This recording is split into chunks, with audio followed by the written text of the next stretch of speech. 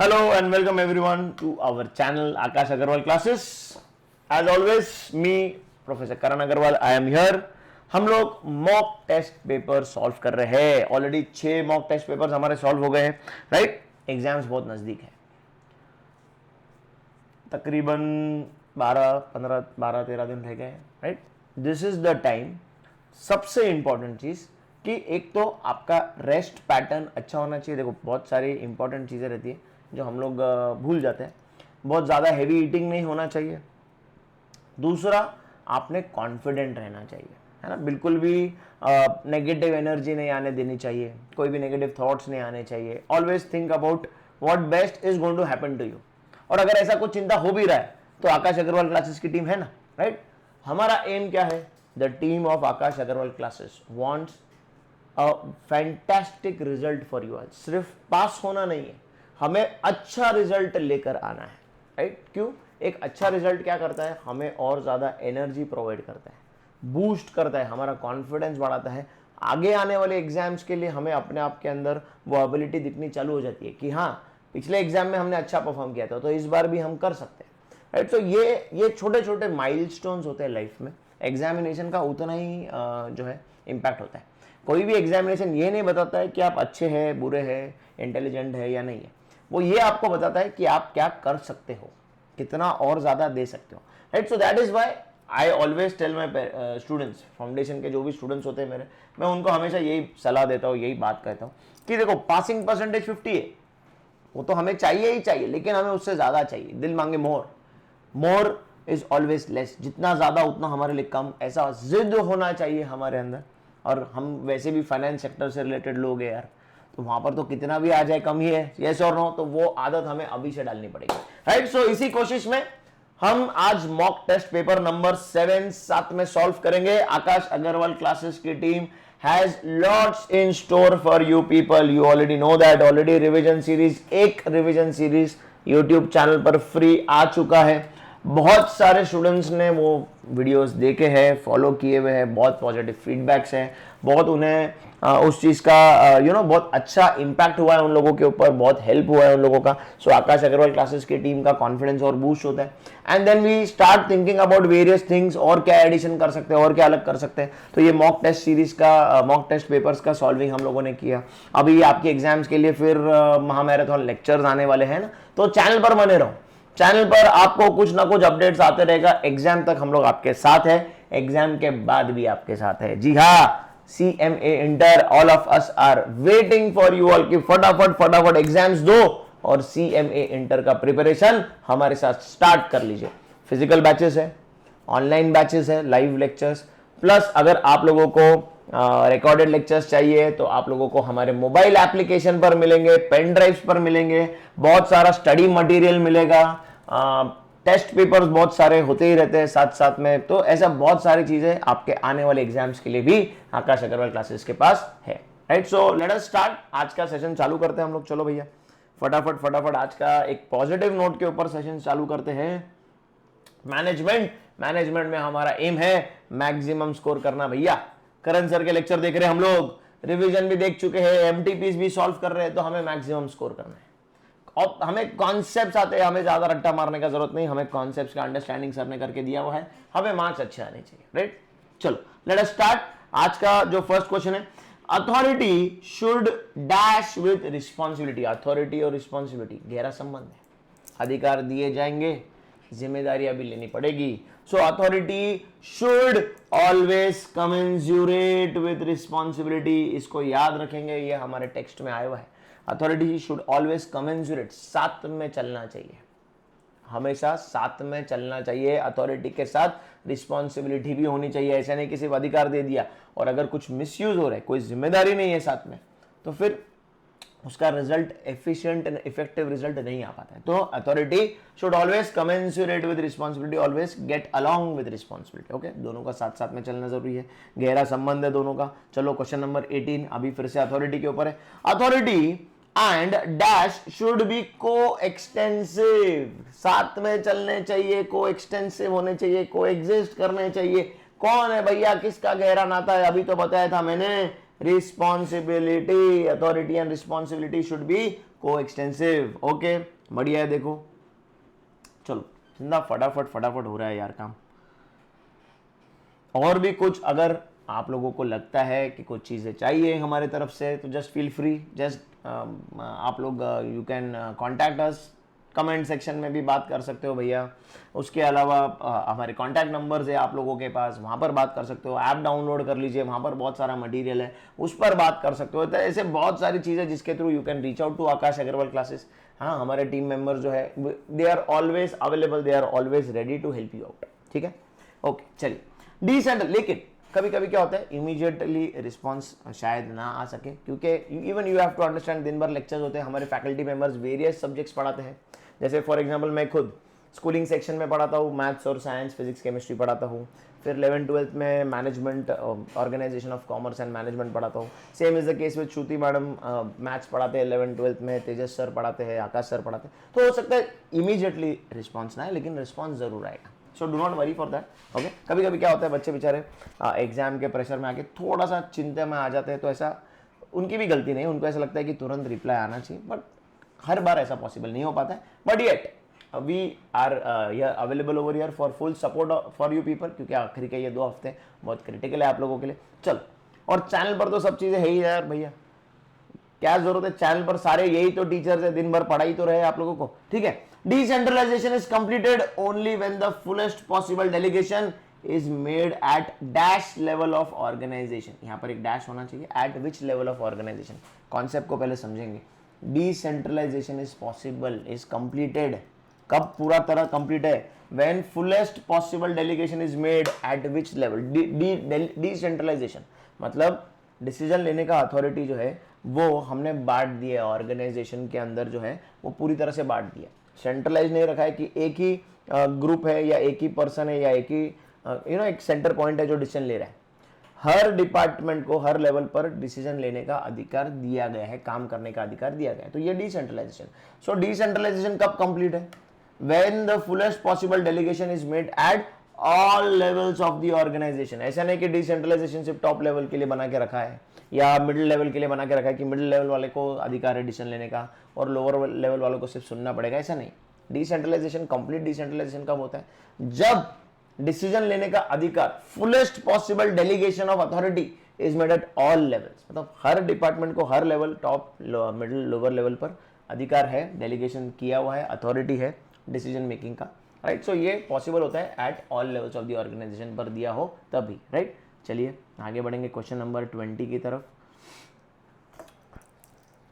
Decentralisation suffers from the following limitation. Okay, decentralisation के कुछ limitations है, तो इनमें से कौन से है जो डिसेंट्रलाइजेशन के लिमिटेशन है ना। 4 ऑप्शन है, तो उसमें से हमें ये समझना है कि which of them is a limitation of decentralisation, जिसकी वजह से डिसेंट्रलाइजेशन सफर करता है। रिलीफ टू टॉप एग्जीक्यूटिव, अरे यार ये तो एडवांटेज है डिसेंट्रलाइजेशन होगा, मेरा एग्जीक्यूटिव, मेरा जूनियर खुद होके काम करेगा, डिसीजन लेगा, अपना दिमाग चलाएगा, उसको अधिकार दिया हुआ रहेगा, अथॉरिटी डेलीगेट किया होगा, तो मेरे लिए तो रिलीफ है टॉप एग्जीक्यूटिव के लिए, तो this is a advantage for me, right. फिर क्विक डिसीजन, नहीं यार भैया ये अनदर एडवांटेज है, क्योंकि उसको मेरे पास आने की जरूरत नहीं, उसको अधिकार दिया हुआ है डिसीजन लेने का, तो quick decision making is an advantage. Executive development, उनको अधिकार दिया गया है, खुद दिमाग चलाएंगे, खुद डिसीजंस लेंगे, खुद ठोकरे खाएंगे, नया सीखेंगे, तो क्या हो रहा है एग्जीक्यूटिव डेवलपमेंट, ये भी क्या है, एक एडवांटेज है। तो लिमिटेशन क्या बन जाता है, एक्सपेंसिव है। Decentralisation is an expensive activity. हर लेवल पर मैनेजर्स रखने हैं, लर्नड होने चाहिए, एक्सपीरियंस इनफ होने चाहिए, टेक्निकली साउंड होने चाहिए, सबको अधिकार देना है, बहुत सारा उसके अंदर जो है एक्सपेंसेस ऑर्गेनाइजेशन का बढ़ जाता है, राइट। बहुत ज़्यादा सैलरी बढ़ जाता है, नंबर ऑफ आवर्स बढ़ जाता है, बहुत सारे कॉन्सेप्ट्स होते हैं जिसके वजह से decentralisation becomes very expensive, although it is a very fruitful process, लेकिन भैया खर्चा तो है ना। चलो आगे बढ़ेंगे, क्वेश्चन नंबर 21 है लिस्ट में। Manager's power may be measured in terms of his ability to do what. Manager का पावर कैसे मेजर करेंगे, कैसे समझ में आएगा, क्या क्या एबिलिटी है उसके पास। एक, गिव रिवॉर्ड्स, यस ये तो उसका एबिलिटी है कि वो रिवॉर्ड देकर काम करा सकता है, रिवॉर्ड पावर याद आ रहा है क्या। Punish individuals, coercive power, yes ये भी उसका एबिलिटी है। फिर विड्रॉ रिवॉर्ड्स, ये भी उसका एबिलिटी है। तो all of the above becomes the answer. Manager's power may be measured in terms of his ability to give awards, to give punishment, to withdraw awards, right. तो ये सब पावर है manager के, जो मतलब ये एबिलिटी है उसके पास, तो ये ऑल ऑफ दी अबव हमारा आंसर बन जाता है, राइट। चलो 22 dash need involves the desire to affiliate with and be accepted by others. Needs का बात चल रहा है, मैस्लोज नीड हायरार्की थ्योरी याद आ रहा है क्या? रोटी कपड़ा और मकान, फिजियोलॉजिकल, फिर सिक्योरिटी एंड सेफ्टी, मतलब फिर उसके बाद सोशल भाई लोगों ने मुझे एक्सेप्ट करना चाहिए, प्यार भावना बनी हुई रहनी चाहिए, सेंस ऑफ बिलोंगिंगनेस होना चाहिए, एस्टीम तो उसके ऊपर वाला है, सेफ्टी उसके नीचे वाला है, सेल्फ एक्चुअलाइजेशन तो एकदम top of the tower, top of the tree बैठा हुआ है, राइट। तो sense of belonging, acceptance by the others, ये वाली फीलिंग कौन सी है? ये बिलोंगिंगनेस की फीलिंग है, तो बी हमारा बिलोंगिंगनेस आंसर है, राइट।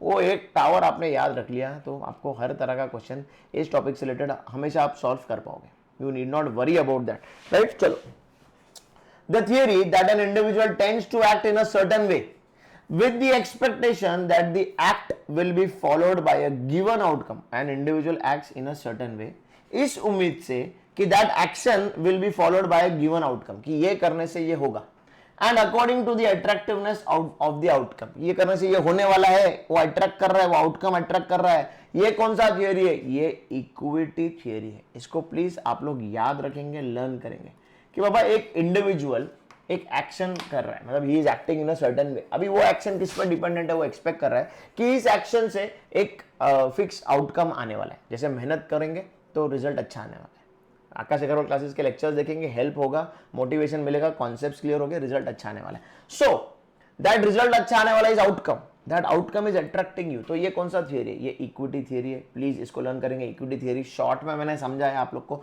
इतना याद कर लेना प्लीज, राइट। ओके चलो, देखो कॉन्सेप्ट जहां पॉसिबल रहता है एग्जाम्पल के साथ वो मैं दे ही देता हूं।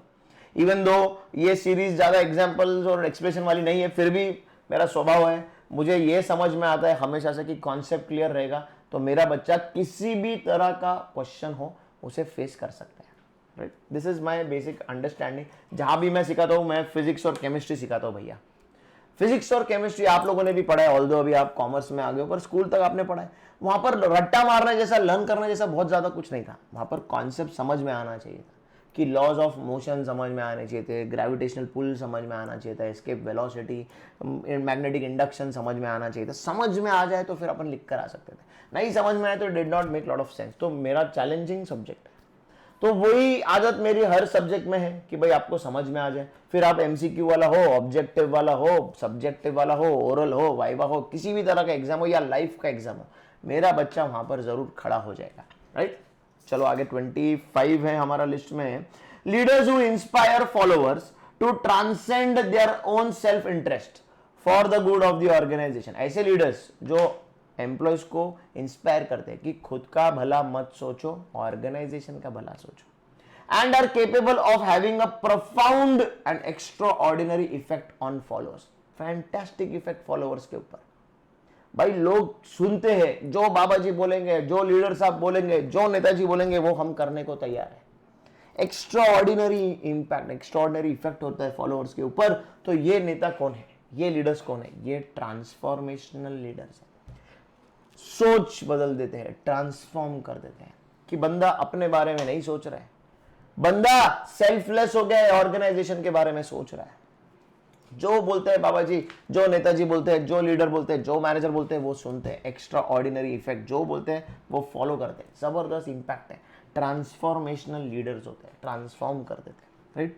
25 हो चुका है, 26 है लिस्ट में। Okay, leadership can dash subordinates to help the organisation achieve its goals. Leadership क्या करता है? It can dash the subordinates to help the organisation achieve the goal. Leadership motivates the subordinates. बिल्कुल सही बात है। लीडर मोटिवेट करता है क्या नहीं और ज्यादा बेटर परफॉर्म करने के लिए? लीडर कम्युनिकेट करता है क्या नहीं? कोहली चिल्लाता रहता है शॉर्ट बॉल डाल, शॉर्ट बॉल डाल, तो क्या कर रहा है? कम्युनिकेट कर रहा है। क्या कर रहा है? बता रहा है किस राह पर चलना है, कम्युनिकेशन कर रहा है, क्लैरिटी दे रहा है कि भाई हमको इस तरीके से फील्ड लगाना है, इस तरीके से अटैक करना है, ये टाइम पर ऐसा खेलना है। कम्युनिकेशन इंपॉर्टेंट क्वालिटी एक लीडरशिप में।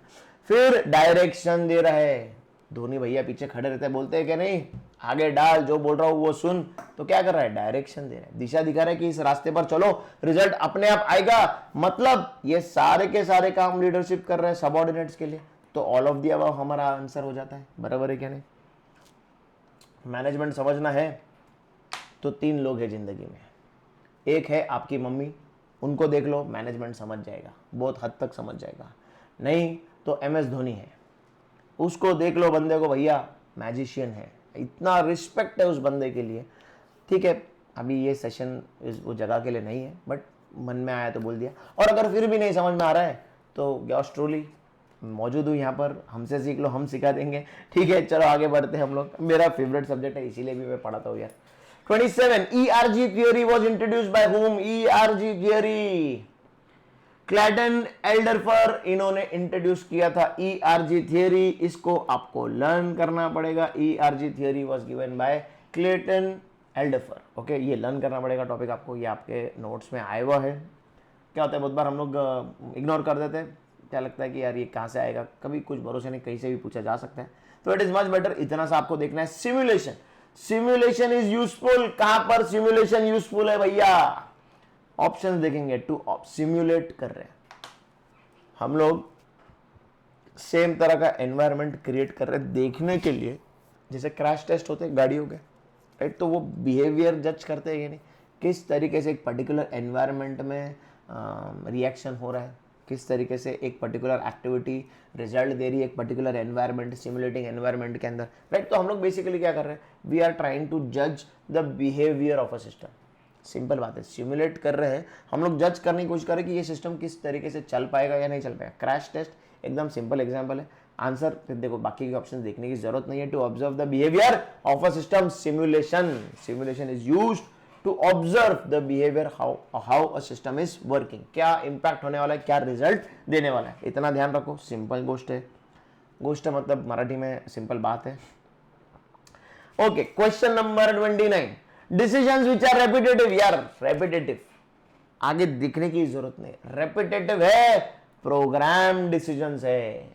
लोअर लेवल मैनेजमेंट भी ले लेता है, फटाफट फटाफट काम करो यार। बताया गया है कि ऐसा हुआ तो क्या करना है, वैसा हुआ तो क्या करना है, पहले से प्रोटोकॉल बना हुआ है। प्रोग्राम डिसीजन, रेपिटेटिव नेचर का प्रॉब्लम आता है या एक्टिविटी रहता है, तो वहां पर डिसीजन मेकिंग बने हुए प्रोग्राम्स या प्रोटोकॉल्स के थ्रू होता है। 29 फिर आता है question number 30, which type of decision making is carried out by lower level management. Lower level is always, ध्यान से बात को समझेंगे, इंप्लीमेंटेशन में लगा हुआ है, एग्जीक्यूशन में लगा हुआ है, ऑपरेशंस में लगा हुआ है। लोअर लेवल मैनेजमेंट जो है वो हमेशा ऑपरेशंस में लगा हुआ है। तो वो कौन से डिसीजंस लेने वाले हैं? वो सारे के सारे ऑपरेशनल डिसीजंस लेने वाले हैं। जो काम कर रहे हैं उससे रिलेटेड, ऑपरेशन से related, carrying out the activities operations. तो ऑपरेशंस कौन कर रहा है? लोअर लेवल मैनेजमेंट कर रहा है। लोअर लेवल मैनेजमेंट फिर जो डिसीजन लेगा वो ऑपरेशनल डिसीजन मेकिंग होगा, सिंपल है। And deals with specific day to day processes, समझ में है, कॉन्सेप्ट समझ में है ना? कौन सा मैनेजमेंट क्या कर रहा है उस पे से आपको समझना चाहिए कि फिर उसका डिसीजन मेकिंग क्या होगा, right? Okay, great, I hope समझ में आ रहा है। देखो मस्त, आज कुछ नए नए क्वेश्चंस भी आए हैं, है ना? एक दो ही थोड़ी सी चीजें जो सेम कॉन्सेप्ट है, लेकिन काफी नए कॉन्सेप्ट भी आए। तो इसलिए मैंने बोला था कि भाई 10 पेपर के एंड में सिलेबस ऑलमोस्ट हो जाएगा भैया।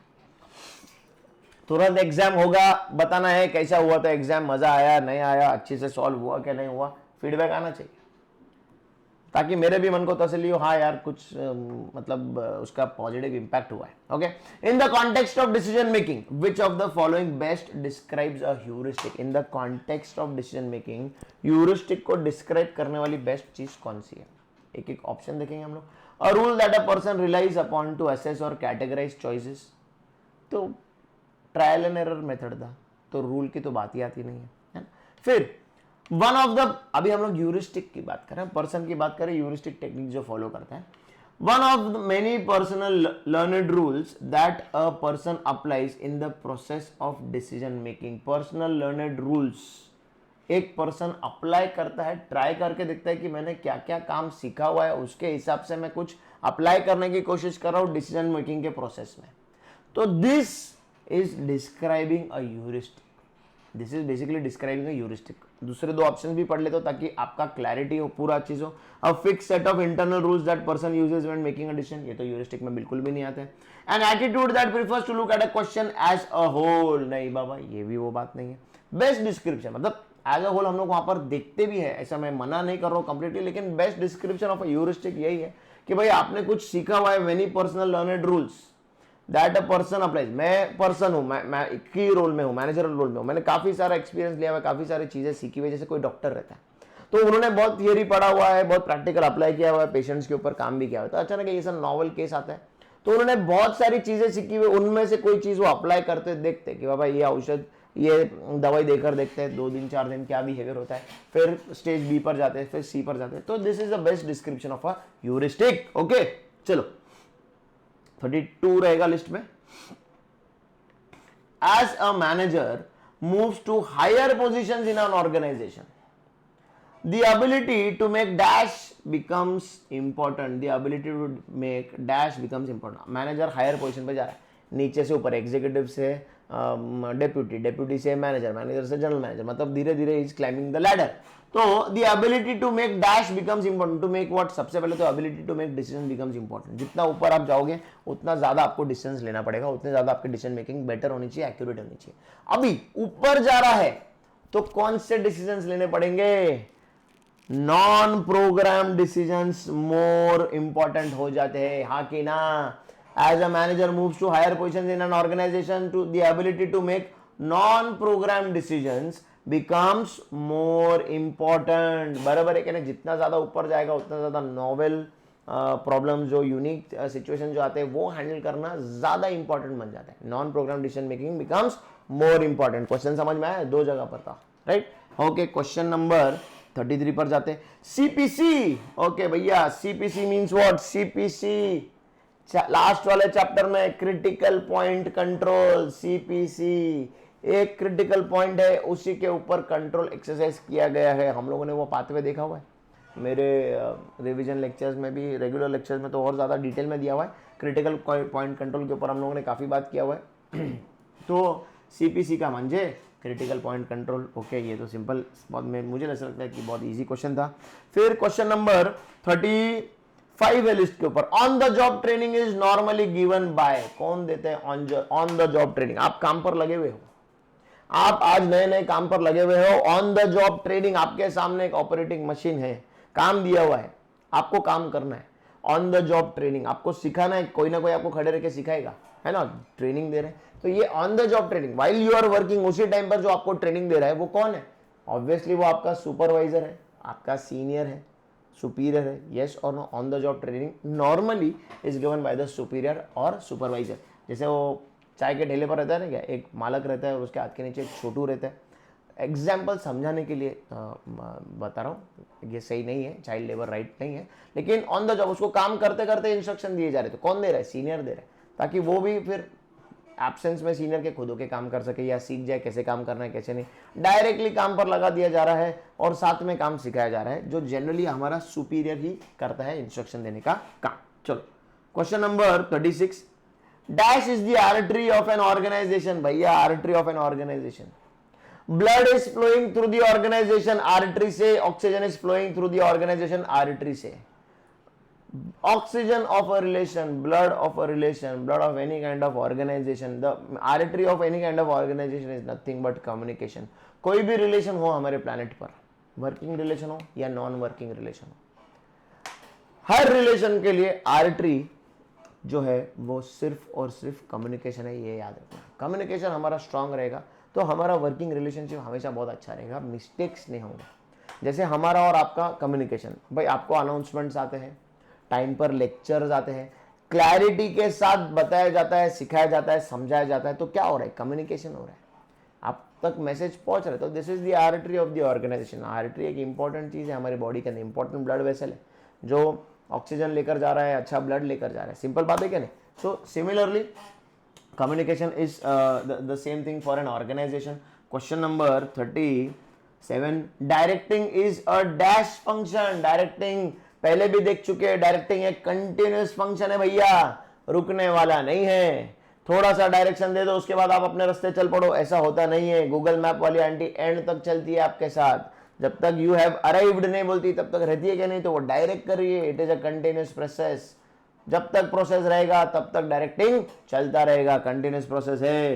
Question number 38, dash is the essence of management, dash is the essence of management. A directing, B coordinating, C controlling, D planning. Dash is the essence, controlling is the essence of management. ये याद रखेंगे हम लोग, right. बहुत important function है यार। Control में तो इतना बच्चे कंफ्यूज हो जाते हैं जिसका कोई हिसाब नहीं है। अगर आपको भी कंफ्यूजन है तो revision lectures as usual available है। Question number 39, dash is the use of influence to motivate employees. Dash is the use of influence to motivate employees to achieve organizational goals.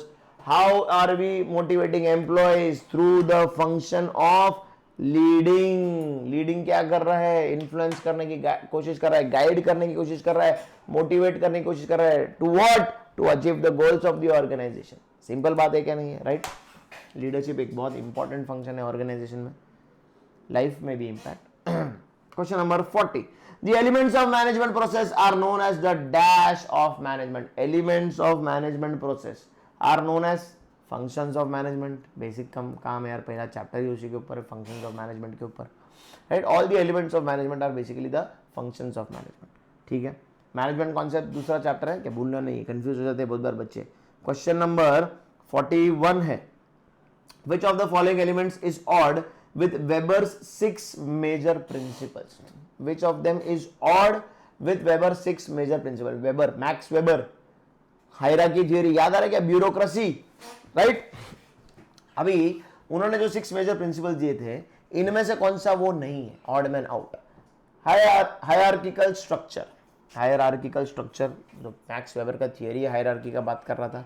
In focused mission होना चाहिए, yes, ये भी बात कर रहे थे वो, इन फोकस या आउट फोकस, याद आ रहा है क्या वो पॉइंट है। फिर टेक्निकल क्वालिफिकेशंस, ये भी एक है उसके अंदर। तो फिर क्या रह जाता है, यूनिटी ऑफ कमांड, जो हमें किसने दिए थे, हेनरी फयोल अंकल ने दिए थे। तो ये हमारा ऑड वन आउट है, right. Question number 41 is unity of command.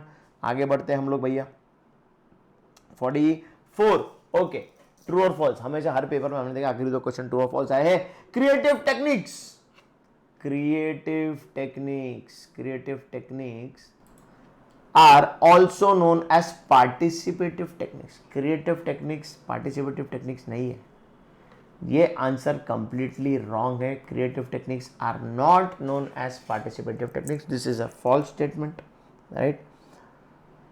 Last question होना चाहिए लिस्ट के ऊपर, 46, decision making is not a selective, sorry, अरे क्या हो रहा है भैया, okay sorry, decision making is not a selective process. अरे सिलेक्शन ही तो करना है डिसीजन में, और क्या करना है, आइडेंटिफाई करना है प्रॉब्लम, फिर ऑल्टरनेटिव्स देखने हैं, एनालाइज करने हैं, सिलेक्ट करना है। It is a selection process. ये स्टेटमेंट बोल रहा है not a selective process, statement completely false है, right. Decision making is a selective process after all, right. तो with this we come to the end of hour, देखते कुछ और आगे है क्या, नहीं, यहां पर सेशन खत्म हो जाता है। ओके, हमारा 7th MTB सेशन खत्म हो गया है। I hope everyone is watching. देखो चैनल सब्सक्राइब नहीं किया है तो कर लीजिए, नोटिफिकेशंस मिलते रहेंगे आप लोगों को। रोज लेक्चर्स आ रहे हैं, सारे फैकल्टी मेंबर्स के लेक्चर्स चल रहे हैं, MTB सॉल्व किए जा रहे हैं, राइट। इंपॉर्टेंट है, पता चलता है कि किस तरीके का पेपर इंस्टीट्यूट सेट कर सकता है, क्या काइंड ऑफ क्वेश्चंस आते हैं, रिवीजन भी हो जाता है। मोर इंपॉर्टेंटली रिवीजन भी हो जाता है, साथ में बैठे बैठे हाफ एन आवर का लेक्चर होता है, उसमें एक क्विक रिवीजन हो जाता है। तो फॉलो करते रहिए, शेयर कीजिए। You have many people around you जो ये एग्जाम दे रहे हैं, तो उनके साथ शेयर कीजिए, पता नहीं कहाँ किसी को किसी की हेल्प आ जाए किसी भी वीडियो की, राइट। एंड डेली अपलोड्स होते रहेंगे, बहुत जल्दी हम लोग रिविजन्स और भी सारे लेकर आ रहे हैं, तो stay tuned. We will meet soon again. Thank you so much. I will be ending today's session over here. See you in the next session. Thank you. Bye bye. Do take care.